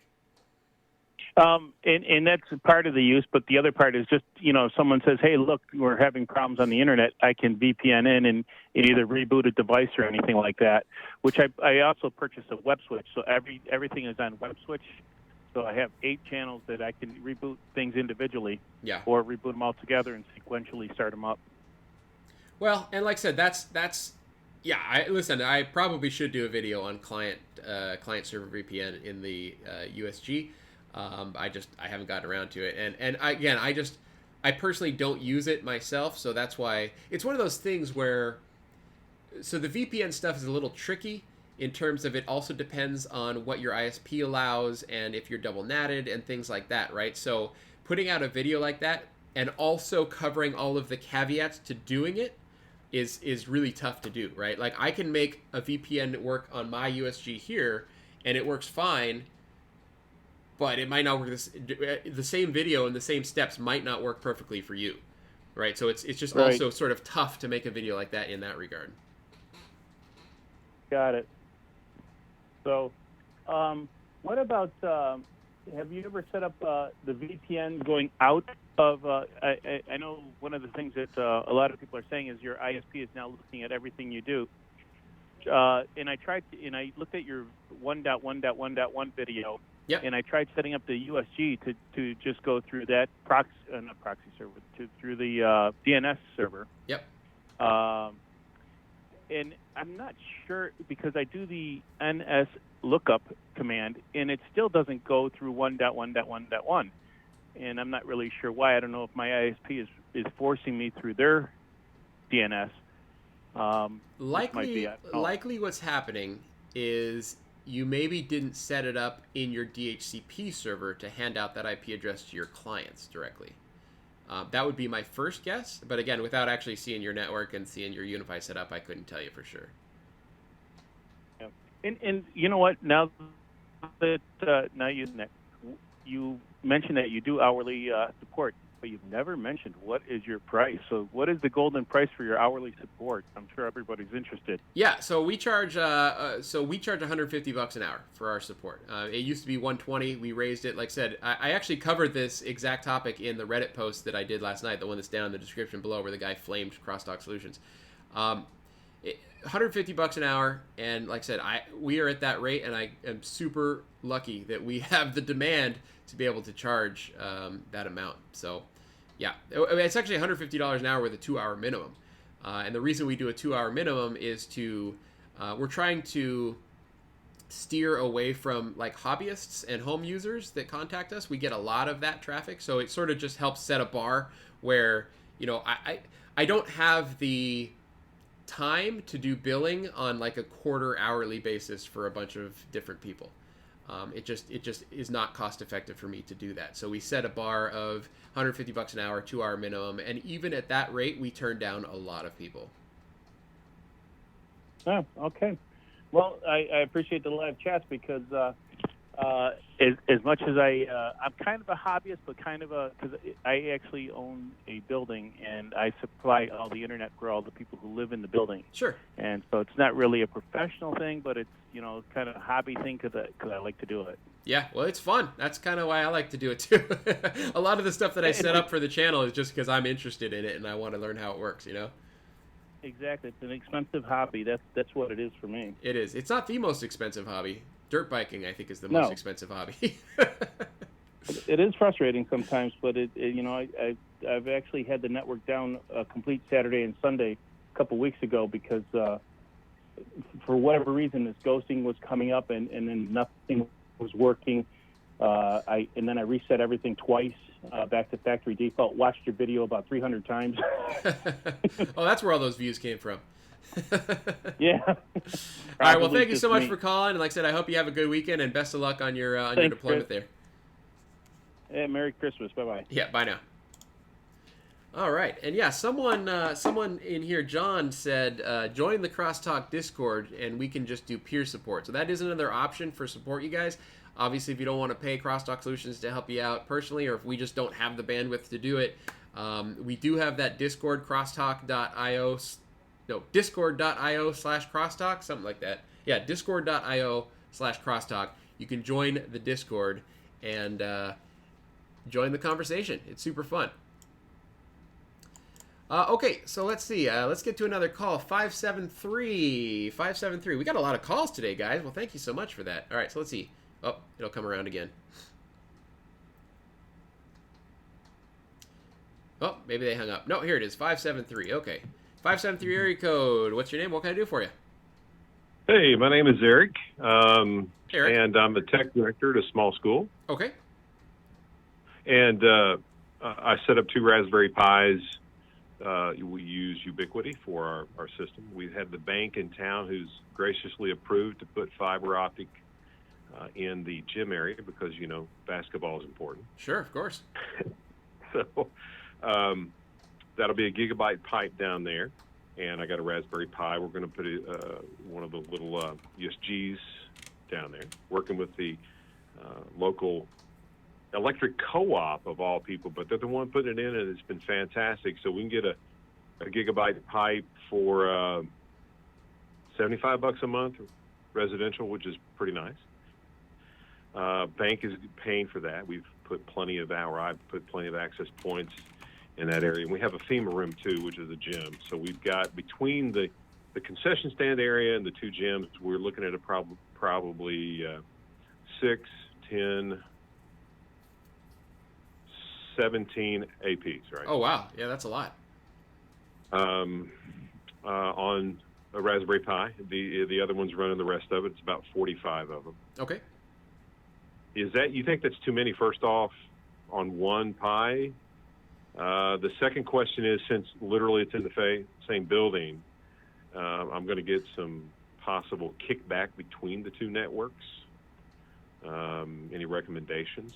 Yeah, so 2 things. So first of all, the Raspberry Pi, I don't think it's too much for the Raspberry Pi to handle from a resource standpoint. Like, I don't think I'm sure your CPU and RAM on that Raspberry Pi is plenty enough for the number of access points that you are running. It's not, like, Unify is not that much, it's not that hard on the Raspberry Pi. The problem that you run into on the Raspberry Pi is those things tend to break. And I mean tend to break as in, like, the power will sometimes surge and it'll wipe out the flash card, or just for some random reason it stops rebooting, or it just isn't able to come up or something like that. So that's, to me, the Raspberry Pi is more of a hobbyist device. I mean, it's a wonderful little device, but I would never put anything on a Raspberry Pi that I am using in serious production. But the same goes with the Generation 1 Cloud Keys. The Generation 1 Cloud Keys had a bad problem where if they would lose power, it would oftentimes corrupt the Mongo database that's on the Cloud Key. And so it's basically the same thing. It's like having a little Raspberry Pi where, you know, a power problem wipes it out. And we had to recover a number of the Gen 1 Cloud Keys from problems like that. So what I would suggest to you is either A, put Unify somewhere else, like on a computer that's local, or even a cloud hosted. Like, I've done a bunch of videos on putting Unify on either Vultr or DigitalOcean. That works very, very well, and you can have snapshots and backups of the server so that if something ever does happen to the server, if like you botch an upgrade or something like that, you can just roll back very easily to a previous version. And then, or you can just put it on a local computer or something. Or get the Generation 2 Cloud Key, which has a battery backup built in, where if it loses power, it maintains itself long enough to shut everything down gracefully. So yeah, when you have this stuff on a Raspberry Pi, in my opinion, it's not a question of when it's going to fail. It's not a question of if it's going to fail. It's a question of when. And so yeah, make sure you have good go take a backup like right now, and make sure you have one and it's available for you. Well, and I will say this, that when I started doing this several years ago at another school up the road, the ironic thing was I didn't go up there to do technology. This was a past life. I was helping a friend coach softball. The next thing I know, I'm tech director in 2 years. Hey. Not a planned career change, but I went with it. That's a good promotion, though, you know? They were using Ubiquiti, and it was the simple long-range 2.4s. I would have never suggested that we go on with them, and I have to admit, in the last 2 years, Unify has really, really improved greatly, especially in the enterprise space. They've come a long way, for sure. Category 2. Yeah. So I'm very happy with that. I'm kind of like you. I know it's going to fail. I will say Unify has a great cloud access, which I genuinely love. You have to have a controller, of course, for that. But yeah, I'll probably do the same thing. I'm just kind of playing with that. It's kind of fun doing that. It's a quick and dirty setup, especially in the gym area. And when we get that set up, I'll let you, if you're interested, I'll let you know how that works out. Sure, Since love we're to hear about it. physically in the same building with 2 different feeds, two different. Now here's the thing that gets me. In the school building right now, where everything else is going to be, it's going to be 100 meg pipe, but in the gyms we're going to have a gigabyte. Well, you should pop up an omnidirectional antenna on top of that gym and get faster speeds to the rest of your neighborhood there. What? That would be morally and ethically ambiguous.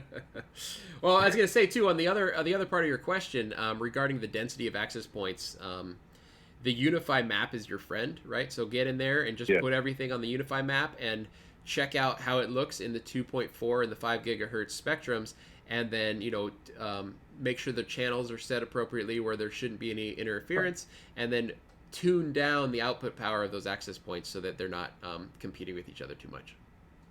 Yeah, I've been playing with this.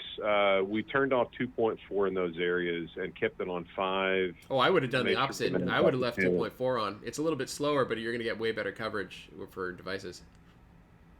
Well, in the gym's not too big. There's 6 access points in that gym, and you're talking a normal sized gym where you might be able to seat 500 people on both sides, 200 on both sides. Yeah. So it's not massively huge. We're a smaller school. We're 450 kids K through 12. 6 access points, though. In a standard sized gym, 6 access points might be a little bit of overkill. You probably get away with 2 on each side. Yeah, that's what we had, but the bank was paying.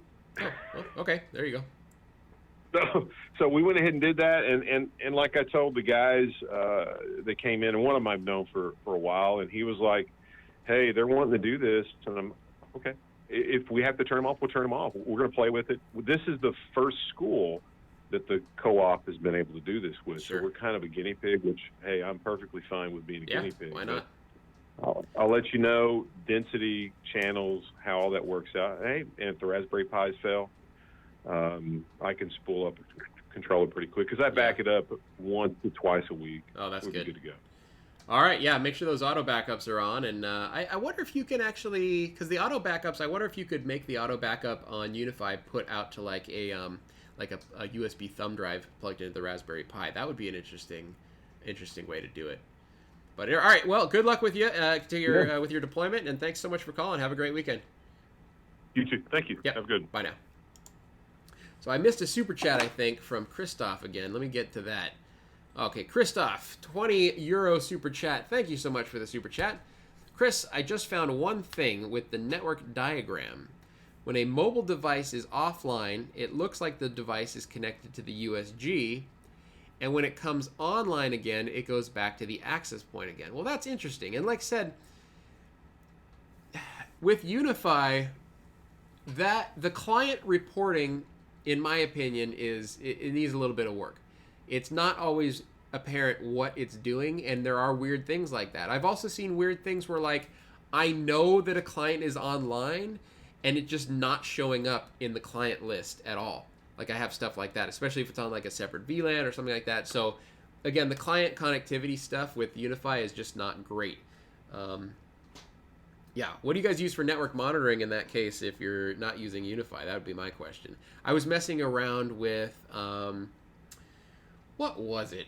Nagios. I have a Nagios server set up. Is it Nagios?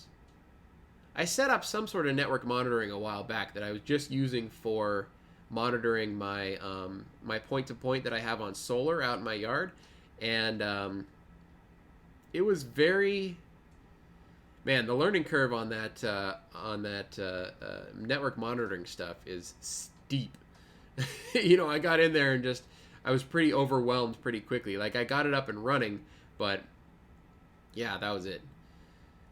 Jim Snevitz says, please tell me about the Edge Router 12. I don't know what there is that I could tell you that isn't just out there in the data sheet. So I would recommend just go take a look at the data sheet. It should tell you everything that you need to know. All right, let's get to one more call. 231 area code. I think that's Michigan. 231 area code. What's your name? What can I do for you? Hi, Jerry Johnson. Hey, Jerry. Are you in Michigan, Jerry? Yes, I am. Hey, nailed it. I called it. All right, go ahead. What can I do for you? Got kind of a story as well as a couple of questions. Yeah, let's hear it. When I first started working for a small college, we had a voice over IP of interactive intelligence, and that's probably, I think, historically, interactive intelligence is probably the most expensive phone system that was ever created. Absolutely. And after an upgrade, we had some audio codes, MP converters to do the fax. Sure. Standalone faxes, and they quit working after an update. And long story short, the company said that it would have never worked the way it was set up, and they couldn't help us. And I tinkered around with it for hours and hours, and never got the faxes back up and running. So a couple, 6 years ago, we hired a company to help us transition from interactive intelligence to Link, Microsoft Link. Okay. And so we're using an M1K, audio code's M1K, and have a PRI on it. And by the way, I know nothing about voice over IP. I really need to watch your channel. Yeah. A lot. And of course, that went completely south as well. We had two bidders for services, and we picked the one that we could afford, and all of a sudden now our voice over IP and our data is all on the same VLAN.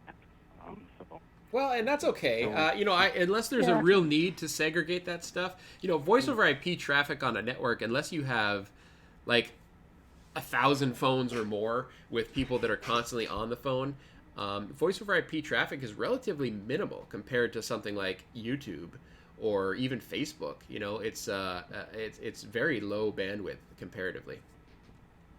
Yeah, and that's been our saving grace, because we're on an HP network right now with 10 to 60 gigs between buildings, so we're not having a lot of network congestion. I would hope not. It's way overbuilt. Yeah.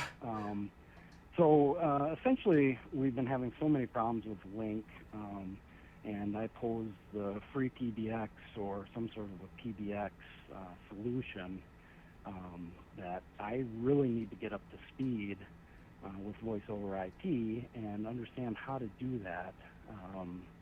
So we have that situation. Do you have any resources other than your free PBX line that I should be watching? Well, so there's a couple. Of course, I'm partial to free PBX, and I'm in the middle of the free PBX 101 for version 14 series on YouTube. I've gotten just up to the point where we're about to start doing IVRs. Those are the next videos that I have to record.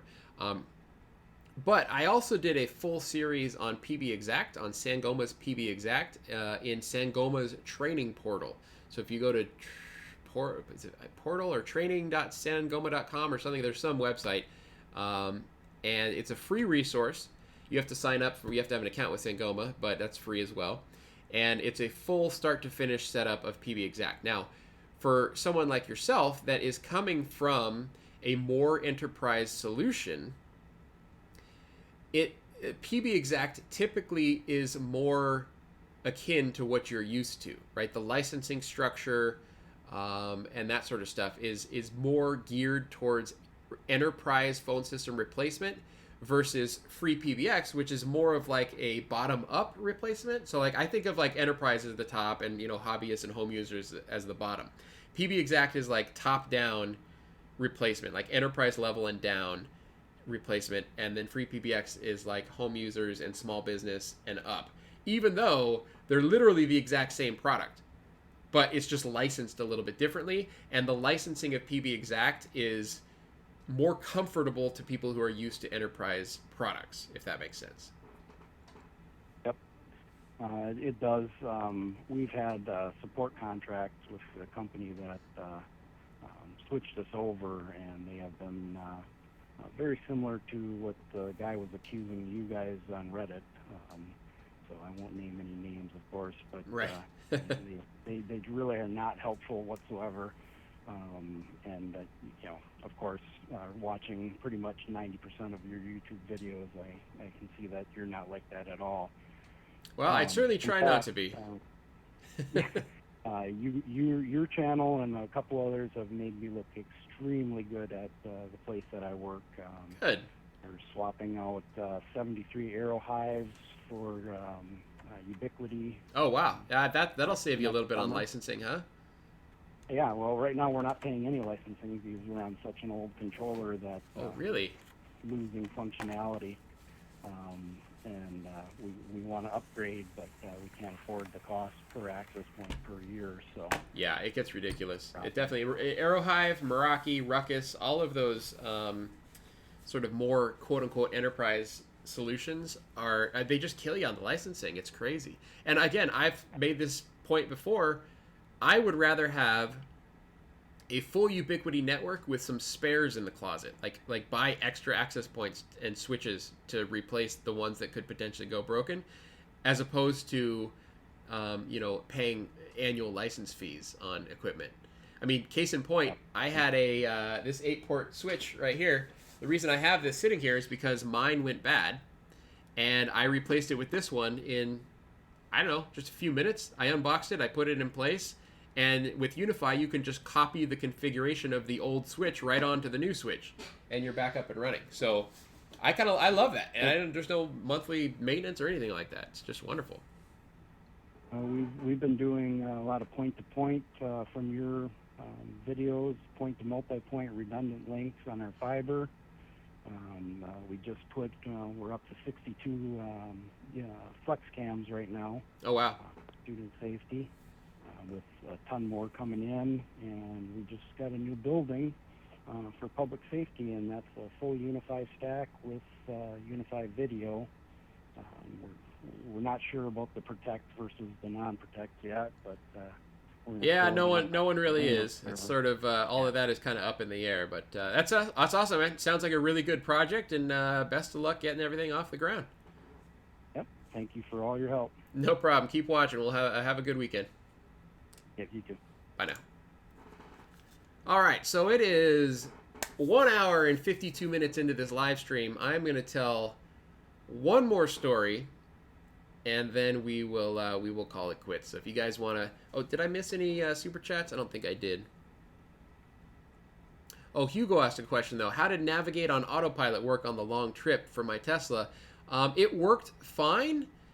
Honestly, though, I didn't really like it that much. I kind of just I like the regular cruise control and the enhanced autopilot, but Navigate on Autopilot, it was okay, but it was requesting that I switch lanes, when I really didn't need to or didn't feel a need to, that sort of stuff. So anyways, all right, Brad, great question from Brad LaRose. Did I miss the answer? Did someone say that Unify Video is going away? The answer to that question is no. At least Ubiquity's current stance on Unify Video is that it's not going away. They're going to be maintaining Unify Video and Unify Protect as separate products. The big problem that everyone has with Unify Protect is that Ubiquity made the decision to not allow Protect to be self-installed on your own hardware. You can only get Protect today if you order a Gen 2 Cloud Key Plus or the Unify application server. And so cutting out all of the self-installed Linux people really made a lot of people upset about it. Now, personally, I think that Unify probably has some tricks up their sleeve. I bet they will come out with some more hardware that just hasn't been announced yet that allows Protect to work in the higher end. Because even with the Unify application server, it's got a really good CPU and RAM, but it only has 2 hard drive capability, right? So even if you pulled out the included 2 terabyte hard drives and swapped them for 10 terabyte hard drives RAID 1, that's still not a ton of space for people that need 50 or 60 cameras. So you're really sort of chopping your own legs off at that point if you're not going to allow people to have that number of cameras on their system. Okay, another great question. Sorry, guys. You guys are doing such good questions. I can't stop here. Do you know anything about Voyant, who just merged/purchased Vitality? So that was actually done a long time ago. Voyant purchased Vitality well over a year ago, and they have just now switched. Unfortunately, they just did this right after I recommended Vitality on a recent video. They switched to where Vitality is no longer selling direct to consumer. They're only selling to the wholesale market. So they don't want to do support anymore. And so that kind of screwed me in the video that I just put out. But we're looking at alternatives here at Crosstalk. Our number one contender right now is VoIP.ms, but again, we haven't exactly landed on anyone specific yet. So if you guys have good SIP providers that you're willing to recommend, I'm certainly happy to take a look at those. One more story. So we call this guy the double glasses guy, and it's really funny. I'll tell you why in a second. We had a customer who bought a 10-hour block of hours from us. Now, if you buy a 10-hour block of hours from Crosstalk, you get a 10% discount. So it's like basically buying 9 hours, you get an hour free of work. So we have a lot of people that like to take us up on the 10% discount, especially if they know they're going to be, using those hours over the course of the next year. Now, this guy, he needed some free PBX work done. He had a free PBX system that he installed. And he's another one of those guys that, like, we try to tell him best practices. Hey, you need to do it this way. You need to do that. You need to do that. And he just wouldn't listen to us anytime we told him something. He would just totally disregard what we said. He wants to do it his own way. And it was really frustrating, the tech that was working with him.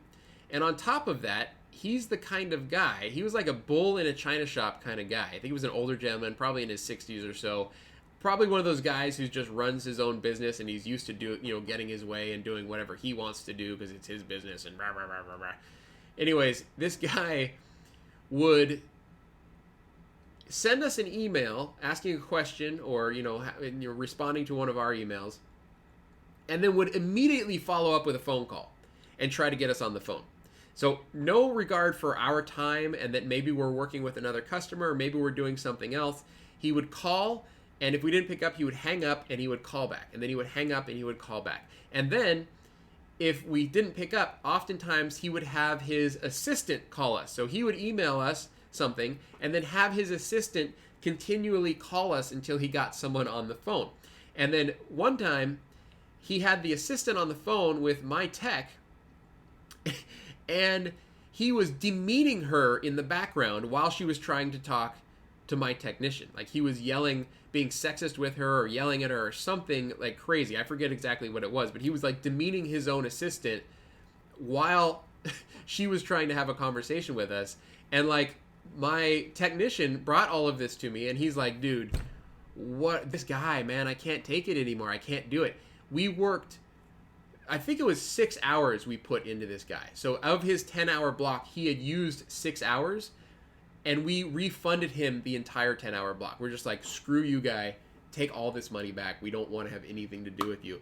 And, that ultimately took the weight off our shoulders. But, man, some customers are just absolutely terrible. And so, being an IT consultant, it's nice having the ability to say, look, no, we're not going to work with you. If we are Charter Cable or Comcast or someone like that, they don't have the option of just saying, no, we're not going to provide you internet service anymore. They just say, hey, listen, sorry, minimum wage customer service reps, you're just going to have to deal with this guy. And so I feel really lucky that we don't have to deal with that kind of stuff all the time. So, all right, let's see. Any more questions? How much time we got? 1 more minute. Oh, someone said Voice Pulse. I've worked with Voice Pulse a little bit in the past. I haven't used them personally, but yeah, Voice Pulse is, you know what I didn't tell you? I didn't tell you why we call him the two glasses guy. So after we were realizing this guy was a real, D-bag, we looked up his website, and he has a picture of himself on his website that was like this. He had his glasses in his hand, but he was also wearing a pair of glasses. So he had a pair of glasses on his face, and then he had a pair of glasses in his hand, and he was doing this real like stern look at the camera. And it was the first thing that I thought of when I saw that picture. I was like, why does he have two glasses? Why does he have two pairs of glasses? That doesn't make any sense. Are you going to put one pair of glasses over the other pair of glasses? Like, why? What's the point of that? And it struck me that this guy, who's obviously a very controlling person, must have had something to do in at least approving, if not outright picking, the picture that went on his own website of him. And yeah, it was just comical. It was like one of those things, like, you can't make this stuff up. Like, he was such a dickhead, and then he just looked like a douche on his webpage with his two glasses and his stern look at the camera, and like he's, I don't know, he's just trying to portray power or something. Who knows? Just, man, people are weird, man. People are just weird sometimes. All right, one more question. Last question, Ismail. Sometimes some of our Unify controller shows access point is disconnected. When I click the access point, I find it is up and running. How can I handle this? That's a good question. There's a lot of reasons that could possibly be the reason for that, and I would have to know more about your network setup and where your Unify controller is. So for instance, that's a pretty common problem on a hosted Unify controller if your stun port isn't open. So, you know, it's a lot of times just has to do with the connectivity on the network physically between the access point and the Unify controller. Or like if your Unify controller is running on really like a Raspberry Pi, where maybe it's just not powerful enough to handle what's being thrown at it. So it could be a number of things. Anyways, that's that. I hope you guys enjoyed this live stream. And if you're going to take anything away from this live stream, don't be a dickhead. Don't be a bad customer. You know, like, treat everyone with respect, treat everyone with fairness, and certainly don't flame people anonymously on the internet, because that's just the lowest of the low. Like, don't turn yourself into an internet troll. It's not a good idea. All right, guys. I hope you enjoyed this video. Where am I? Full screen. There we go.